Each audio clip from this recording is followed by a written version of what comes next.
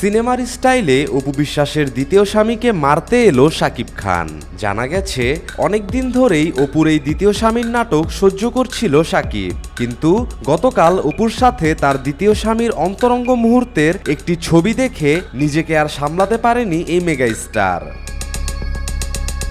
শাকিব খানের এমন রূপ আগে কেউ কখনো দেখেনি। পরিস্থিতি সামাল দিতে সাথে সাথেই সেখানে পুলিশ উপস্থিত হয় এবং শাকিব খানকে গ্রেফতার করে নিয়ে যায়। গ্রেফতারের পর সোজা শাকিব খানকে গুলশান থানায় নেওয়া হয়।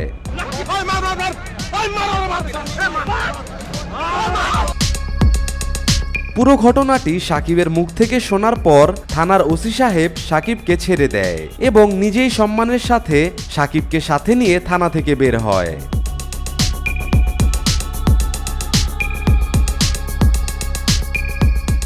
শাকিব খানের বাস্তব জীবনও একটা সিনেমার চেয়ে কম না। দেখুন কিভাবে নায়কের মতো এসে সবাইকে মেরে একাই হেঁটে চলে যাচ্ছে।